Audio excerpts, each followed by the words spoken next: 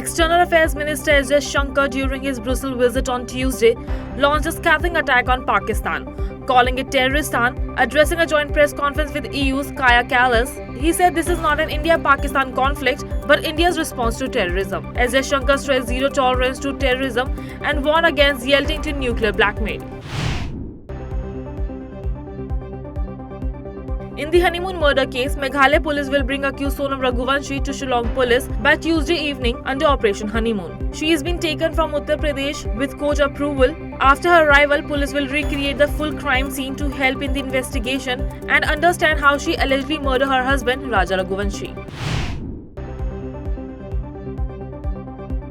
The Enforcement Directorate on Tuesday raided Congress MP E. Tukaram and 3 Karnataka MLAs in connection with the Valmiki scam. Crores meant for scheduled tribal welfare were allegedly diverted into fake accounts and shell companies. The AD believes the laundered money was used in Bellary during the 2024 Lok Sabha elections.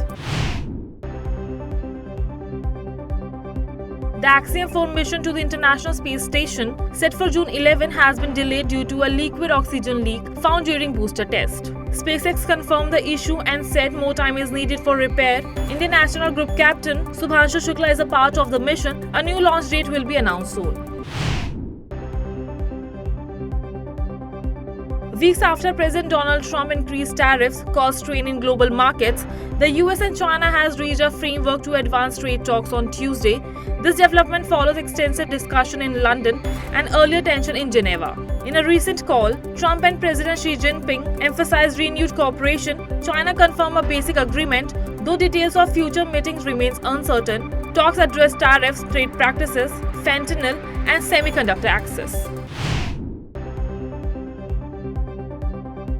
After nights of violent protest over Trump's immigration raids, a limited curfew started from Tuesday in a parts of downtown Los Angeles, Mayor Karine Bass said. It runs from 8 a.m. to 6 p.m. but exempts local and workers. Bass criticized Trump for sending troops without state approval.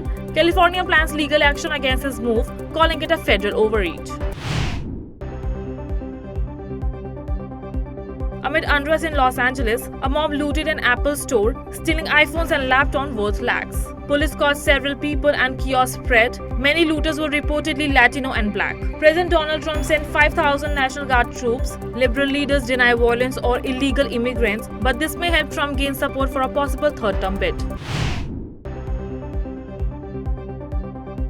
Pakistan's new budget highlights a clear shift in national priorities with significant cuts to health and environment spending, while defense receiving a record 20% increase. The defense allocation now stands at 2,550 billion PKR, nearly 2% of the country's GDP. The government has justified the sharp rise, citing growing security threats including India's Operation Sindoor.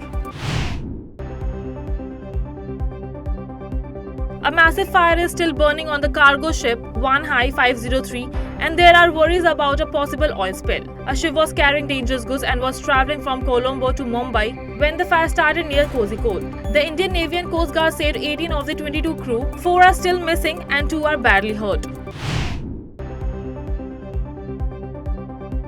A Pakistani man living in Canada has been sent to the US to face terrorism charges for planning a mass shooting at a Jewish center in Brooklyn.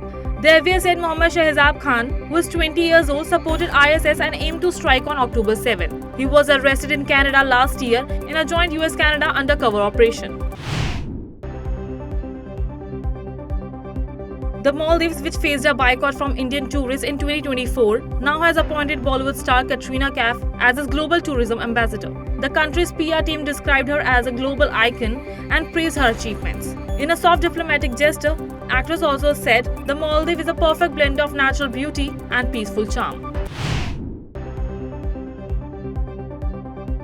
10 years after a deadly SUV attack, Austria is mourning again after a major school shooting in Graz. A 21-year-old former student shot and killed 11 people at Brogg School, then died by suicide. The attack left 11 dead in total.